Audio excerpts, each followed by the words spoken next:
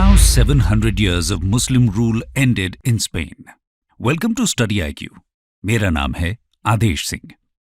दोस्तों, आज की कहानी साउथ वेस्ट यूरोप के आइबेरियन पेनिनसुला पर बेस्ड एक बेहद खूबसूरत देश स्पेन की है। आइबेरियन पेनिनसुला या फिर आइबेरिया कुल दो देशों से बना है। पहला है स्पेन और दूसरा पोर्चुगल।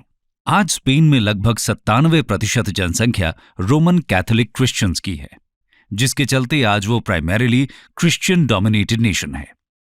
लेकिन क्या आप जानते हैं कि इतिहास में एक समय ऐसा भी था जब स्पेन के ऊपर इस्लामिक हुकूमतों का राज था, या यूं कहें कि इस्लामिक सिविलाइजेशन का यूरोप में आगमन स्पेन के थ्रू ही हुआ। जी हां दोस्तों, स्पेन वेस्टर्न यूरोप का अकेला ऐसा देश है जो किसी मुस्लिम पावर के द्वारा रूल किया गया, और इसी वजह से मिडीवल पीरियड में स्पेन बाकी के यूरोप से सेग्रीगेटेड रहा। आपको यह जानकर भी हैरानी होगी कि इस्लामिक रूलर्स ने यहां कोई 10 या 20 साल नहीं, बल्कि पूरे 750 साल तक राज किया। 7th सेंचुरी में शुरू हुए मुस्लिम इन्वेजन से लेकर 15th सेंचुरी में ग्रेनाडा के फॉल के साथ खत्म हुआ ये battle of Spain medieval history के ग्रेटेस्ट कॉन्क्वेस्ट्स में से एक कहलाया। चौंकाने वाली बात तो यह है कि 750 सालों का ये लंबा समय स्पेन के इतिहास का सबसे फ्लरिशिंग पीरियड भी माना गया। जी हां दोस्तों, 10th सेंचुरी में मुस्लिम उमैयद डायनेस्टी के अंडर स्पेन में जब इस्लामिक रूल अपने पीक पर था, तो उस समय स्पेन पूरे यूरोप का सबसे अमीर एम्पायर भी था। स्पेन की ग्रेनाडा और कोर्दोबा जैसी सिटीज साइंस, मेडिसिन और लिटरेचर में अपने बाकी क्रिश्चियन यूरोपियन काउंटरपार्ट से बहुत अधिक एडवांस थीं। इस पीरियड में वहां libraries, colleges, public baths, literature, poetry, painting और आर्किटेक्चर कुछ ऐसे फ्लरिश हुआ कि इस पीरियड को स्पेन का गोल्डन एज ऑफ लर्निंग भी कहा गया। और तो और इस्लामिक स्पेन मुस्लिम्स, क्रिश्चियंस और ज्यूज जैसे 3 ग्रेट मोनोथीस्टिक रिलीजन का एक मल्टीकल्चरल मिक्स था। वैसे ज्यूज और क्रिश्चियंस के ऊपर कई रिस्ट्रिक्शंस लगे, लेकिन हिस्टोरियंस क्लेम करते हैं कि मोस्ट ऑफ द टाइम ये तीनों ग्रुप्स वहां पीसफुली कोएग्जिस्ट करते रहे। इसी रिलीजियस टॉलरेंस के चलते इस्लामिक स्पेन बाकी फॉर्मर एम्पायर्स के कंपैरिजन में काफी स्टेबल रहा। कई हिस्टोरियंस तो ये दावा भी करते हैं कि स्पेन में इस्लामिक इन्वेजन वही सेम डिग्री ऑफ सिविलाइजेशन वापस लाया जो कभी रोमन एम्पायर या फिर इटालियन रेनेसांस ने लाया था। तो कुल मिलाकर हम कह सकते हैं कि इस्लामिक रूल के अंडर स्पेन सिविलाइजेशनल ग्लोरी का एक अद्भुत नमूना बनकर उभरा। लेकिन 15th सेंचुरी तक आते आते ये सब खत्म हो गया और स्पेन में इस्लाम का कोलैप्स इस्लामिक हिस्ट्री का सबसे ट्रैजिक इवेंट बताया गया। लेकिन इसकी शुरुआत आखिर कहां से हुई? इस्लामिक सिविलाइजेशन और रोमन सिविलाइजेशन का ये मिलाप कैसे हुआ? और अगर हुआ भी तो वो इस्लामिक पावर्स वहां इतनी सदियों तक रूल करने में कामयाब कैसे हुई? और फिर 15th सेंचुरी में ऐसा क्या हुआ कि इतनी वास्ट और स्टेबल एम्पायर का वहां नामो निशान तक नहीं बचा? आज की वीडियो में हम इन सभी सवालों के जवाब जानने की कोशिश करेंगे। तो चलिए शुरू करते हैं। Background from Romans to Umayyads. दोस्तों, सबसे पहले चलते हैं इतिहास के उस दौर में जब रोमन्स और इस्लामिक एम्पायर्स अपने पीक पर थे। हम जानते हैं कि इटली के रोम से निकला रोमन एम्पायर एक विशाल साम्राज्य था जो 117 AD तक यूरोप के बियॉन्ड एशिया और अफ्रीका के कई हिस्सों तक फैल चुका था। लेकिन धीरे धीरे यह साम्राज्य कमजोर पड़ने लगा और 258 AD तक 2 भागों में टूट गया। अब ये रोमन एम्पायर केवल वेस्टर्न पार्ट में सीमित होकर रह गया, जबकि ईस्टर्न पार्ट ने बिजेंटाइन एम्पायर का रूप ले लिया। बिजेंटाइन एम्पायर ने आगे काफी लंबे समय यानी 1453 AD तक राज किया, लेकिन वेस्टर्न रोमन एम्पायर 476 AD में ही टूट गया और वेस्टर्न यूरोप में इसकी जगह छोटे छोटे साम्राज्यों ने ले ली। आइबेरियन पेनिनसुला की बात करें तो वहां 5th सेंचुरी से 8th सेंचुरी AD तक विसिगॉथ किंगडम ने राज किया। अगर बात करें इस्लाम की तो 638 AD में प्रॉफिट मोहम्मद की डेथ के बाद रशीदून कैलिफेट की स्थापना हुई। इस कैलिफेट ने प्रॉफिट मोहम्मद द्वारा स्थापित साम्राज्य को फैलाना शुरू किया। रशीदून कैलिफेट के दौरान अरब मुस्लिम फोर्सेस ने इस्लाम को अरेबियन पेनिनसुला के बाहर वेस्ट में अफ्रीका, नॉर्थ में एनाटोलिया यानी प्रेजेंट डे टर्की और ईस्ट में ईरान तक स्प्रेड किया। 661 एडी में इस राशिदून कैलिफेट की जगह उमायद कैलिफेट ने ले ली। उमायद डायनेस्टी द्वारा रूल किए जा रहे इस साम्राज्य ने अपनी बाउंड्रीज और आगे फैलाईं। अपने पीक पर उमायद डायनेस्टी ईस्ट में इंडस रिवर के पास सिंध से लेकर अरेबियन पेनिनसुला और पर्शिया से होते हुए नॉर्दर्न अफ्रीका के ईस्टर्न मोस्ट पॉइंट तक फैल चुकी थी। यानी कि अब ये एम्पायर हिस्पैनिया यानी आइबेरियन पेनिनसुला के काफी करीब पहुंच चुका था। वेस्टर्न रोमन एम्पायर के कोलैप्स के बाद आइबेरिया को लैटिन वर्ड हिस्पैनिया के नाम से ही जाना जाता था। अब चलते हैं इस्लामिक कॉन्क्वेस्ट ऑफ हिस्पैनिया की तरफ। Islamic conquest of Hispania. तो दोस्तों, जैसा कि हमने पहले देखा कि इस दौरान हिस्पैनिया पर विसिगॉथ ट्राइब्स का राज था, लेकिन पुअर पॉलिटिकल कोऑर्डिनेशन और यहां पर रहने वाली अलग अलग ट्राइब्स के बीच हो रहे क्लैशेस की वजह से विसिगॉथ किंगडम पॉलिटिकल और मिलिट्री इंस्टेबिलिटी से घिरा हुआ था। इस समय यहां किंग रॉड्रिक का शासन था और स्पैनिश इनहैबिटेंट्स द्वारा किंग रॉड्रिक को एक लेजिटिमेट रूलर का दर्जा नहीं दिया जाता था। और तो और हिस्पैनिया में राजशाही के लिए राइवल्स के बीच पावर टसल जारी था। इन्हीं पॉलिटिकल डिविजन्स ने उमायद डायनेस्टी के लिए एक अपॉर्चुनिटी का काम किया। इस्लामिक रूलर्स पहले से ही अपने साम्राज्य का विस्तार कर रहे थे और वो इसको और भी आगे लेकर जाना चाहते थे। इसीलिए मौके का फायदा उठाकर उमैयद डायनेस्टी ने रिच एंड अनस्टेबल हिस्पैनिया पर अटैक कर दिया। कुछ हिस्टोरिकल अकाउंट्स यहां एक ऑल्टरनेटिव स्टोरी भी बताते हैं। कुछ लोग मानते हैं कि उमैयद डायनेस्टी का खुद से हिस्पैनिया को अटैक करने का कोई मकसद नहीं था, कहानी कुछ और ही थी। ऐसा कहा जाता है कि किंग रॉड्रिक ने उनके किंगडम के एक नोबल काउंट जूलियन ऑफ स्यूटा की डॉटर को सेक्सुअली हरास किया था और काउंट जूलियन किंग रॉड्रिक से इसका बदला लेना चाहते थे।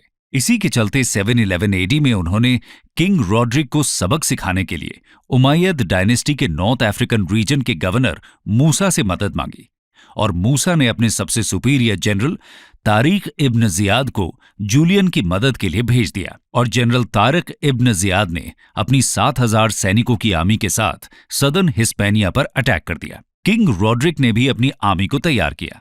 कहते हैं कि इन्वेजन की खबर सुनकर वहां के लोग आपसी मतभेद भुलाकर इस्लामिक कॉन्क्वेस्ट को रोकने के लिए जुट गए। 711 एडी में दोनों गुटों के बीच ग्वादलेथ नदी के किनारे द बैटल ऑफ ग्वादलेथ लड़ी गई, जहां एक तरफ जनरल तारिक इब्न जियाद के पास सिर्फ 7,000 सैनिक थे, वहीं किंग रॉड्रिक के पास 25,000 से 30,000 तक का सैन्य बल था। लेकिन इसके बावजूद तारिक इब्न जियाद ने किंग रॉड्रिक की सेना को परास्त किया। रॉड्रिक मारे गए और इस विक्ट्री को इस्लामिक इतिहास में सबसे रिमार्केबल विक्ट्री बताया गया। इस तरह से आइबेरिया में उमैयद डायनेस्टी का राज शुरू हुआ। धीरे धीरे मुस्लिम रूलर्स ने पेनिनसुला के हर कोने में खुद को एक्सपैंड किया। इस बैटल को जीतने के बाद जनरल तारिक की आर्मी वापस अफ्रीका आने के बजाय नॉर्थ की तरफ बढ़ी और आगे चलकर उन्होंने विसिगॉथ की कैपिटल टोलीडो को कॉन्कर किया। 712 एडी में मूसा ने खुद अपनी आर्मी के साथ पेनिनसुला को इन्वेड किया और एक लॉन्ग सीज के बाद मेरिडा को कॉन्कर किया। 713 एडी में मूसा और तारिक ने नॉर्थ ईस्ट में ज़ारागोसा को कैप्चर किया।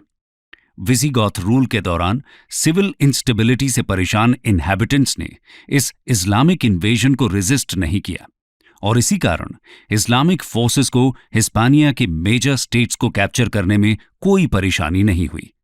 तो किंग रॉड्रिक की डेथ के साथ ही विसिगॉथ्स का फ्रेजाइल एम्पायर चकनाचूर हो गया और 720 एडी तक हिस्पैनिया से विसिगॉथ एम्पायर का नामो निशान मिट गया।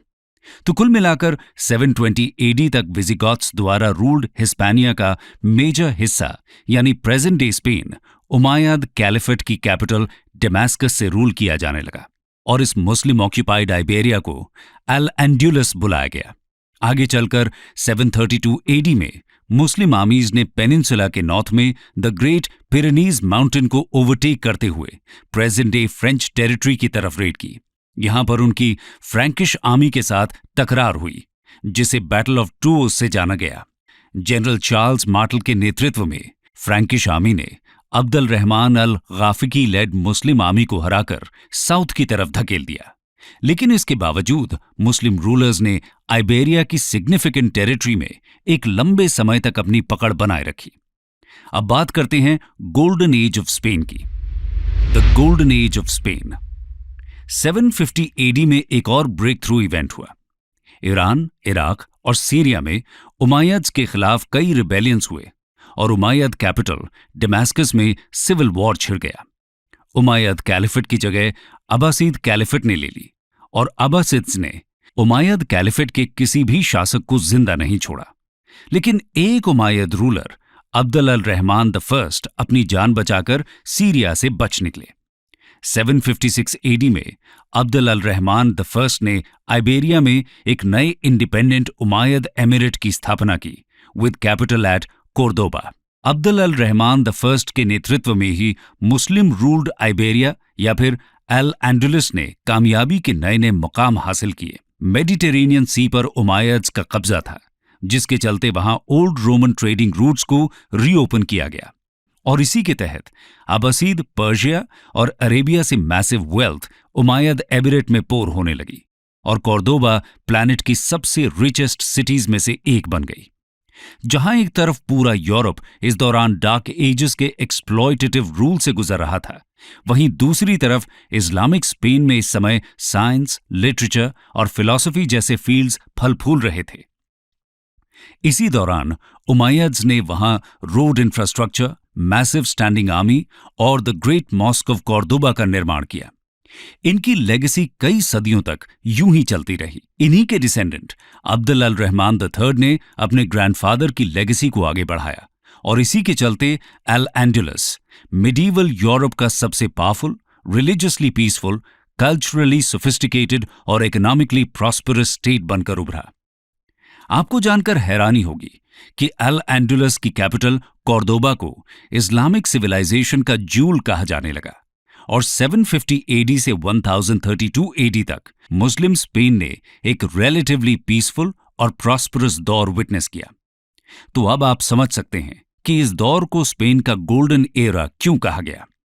खैर, 10th और 11th सेंचुरी तक ये एम्पायर यूं ही फ्लरिश हुआ, पर 12th सेंचुरी आते आते इस वास्ट एम्पायर की फाउंडेशंस चरमराने लगी। वो क्यों, आइए देखते हैं। रिकॉन्क्विस्टा।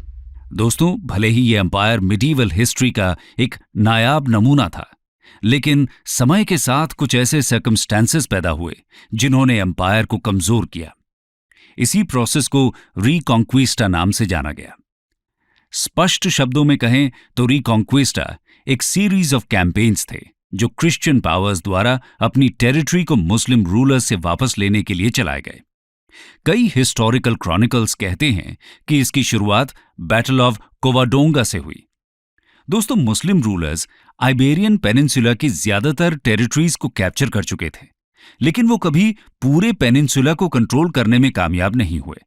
पेनिनसुला की फार नॉर्दर्न टेरिटरी एस्टूरिया में एक डेयरिंग और defiant Visigothic nobleman Don Pelayo of the Asturias के नेतृत्व में क्रिश्चियन रेजिस्टेंस सॉलिडिफाई हो रही थी। मुस्लिम रूलर्स ने कई बार इसे कॉन्कर करने की कोशिश की, लेकिन एस्टोरियन माउंटेन बैरियर्स के कारण वो कभी सफल नहीं हुए। 718 एडी में हुई बैटल ऑफ कोवाडोंगा में पलेयो ऑफ ऑस्ट्रिया ने मुस्लिम पावर्स के ऊपर जीत हासिल की और इसी विक्ट्री के बाद किंगडम ऑफ एस्टूरियास की स्थापना हुई। तो हम कह सकते हैं कि पलेयो की वजह से इस्लामिक कॉन्क्वेस्ट के दौरान भी इस पेनिनसुला पर एक रिमोट आउटपोस्ट में ही सही पर क्रिश्चियन सॉवरेनिटी रिटेन हो पाई। ये इवेंट ही रिकॉन्क्विस्टा का बिगिनिंग पॉइंट था।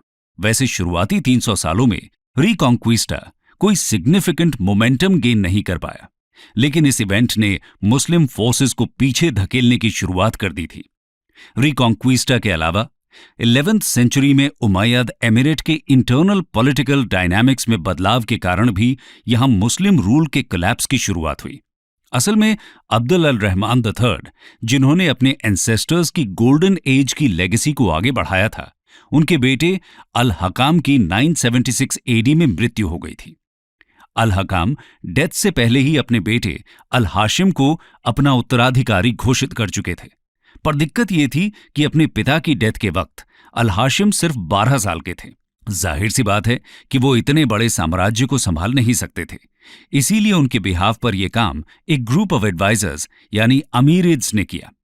1009 में एक दौर ऐसा आया जब अमीरिड्स के द्वारा हायर किए गए मर्सिनरीज ने सैलरीज न मिलने पर कॉर्दोबा को ही लूट लिया और यहां से कॉर्दोबा कैलिफेट का 20 साल लंबा कियोटिक पीरियड शुरू हुआ। कॉर्दोबा पर इंटरनल और एक्सटर्नल प्रेशर्स बढ़ने लगे।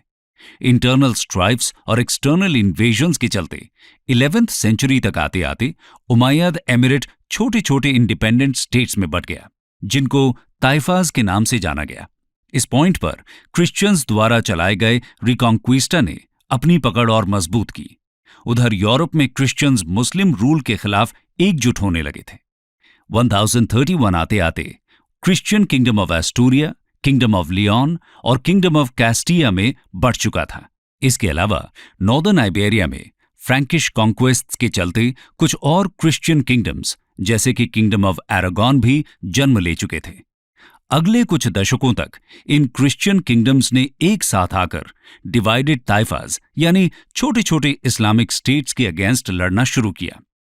1085 में लियोन और कैस्टिया किंगडम के किंग अल्फोंसो VI ने बादाजोज और टोलीडो नामक ताइफाज पर आक्रमण किया। यहां क्रिश्चियन किंगडम्स के बढ़ते एक्सपेंशन से दरकार एक सदर्न ताइफा सेविया ने नॉर्थ अफ्रीका में रूल कर रहे अल्मोराविद एम्पायर से मदद मांगी। अल्मोराविद एम्पायर ने 1086 में आइबेरिया को इन्वेड किया और बचे हुए ताइफाज को यूनाइट किया। लेकिन दोस्तों, अल्मोराविद डायनेस्टी के रूलर्स नॉन मुस्लिम कम्युनिटीज के प्रति जरा भी टॉलरेंट नहीं थे। इसीलिए इस कॉन्क्वेस्ट के बाद आइबेरिया में क्रिश्चियंस और मुस्लिम्स के बीच जितने भी कॉन्फ्लिक्ट्स हुए वो सब रिलीजियस लाइंस पर हुए। खैर, 1172 तक अल एंडुलस पर नॉर्थ अफ्रीका की अल्मोहाद डायनेस्टी का राज कंसोलिडेट हुआ। अल्मोहाद डायनेस्टी अल्मोराविद डायनेस्टी की सक्सेसर थी, लेकिन 1212 में अल्मोहाद्स को क्रिश्चियन पावर्स के एक कोalition द्वारा हरा दिया गया और अगले 50 सालों में आइबेरिया में मौजूद Almohad land kingdom of Portugal, kingdom of Castile और किंगडम ऑफ अरागॉन के द्वारा कैप्चर कर लिया गया। लेकिन अभी भी कुछ पार्ट्स थे जहां अल्मोहाद्स का दबदबा था। इन पार्ट्स में आइबेरिया की लास्ट मुस्लिम डायनेस्टी नसरीद अल्मोहाद्स के अगेंस्ट खड़ी हुई और उन्होंने आइबेरिया के आखिरी मुस्लिम स्टेट ग्रेनाडा की स्थापना की। चलिए ग्रेनाडा के बारे में जानते हैं, जो स्पेन में लास्ट मुस्लिम स्टेट था। The last Muslim state emirate of Granada, kingdom of Castile, जो आगे चलकर स्पेन बना, उसके प्रोटेक्टर्स के रूप में बसा और Grenada Umayyad style religious toleration का आखिरी प्रतीक रहा। किंगडम ऑफ कैस्टिया के नेतृत्व में ग्रेनाडा में मुस्लिम कल्चर अगली 2 सदियों तक जीवित रही। लेकिन 1469 में कैस्टिया की क्वीन इजाबेला और अरागॉन के किंग फर्डिनेंड II ने आपस में शादी कर ली और दोनों राज्यों को यूनिफाई करके किंगडम ऑफ स्पेन की स्थापना की। और इन दोनों क्राउन्स ने 1492 में एमिरेट ऑफ ग्रेनाडा को पिछले 10 सालों से चले आ रहे वॉर में हरा दिया और इसी के साथ आइबेरिया में 700 साल से चले आ रहे मुस्लिम रूल का एंड हुआ।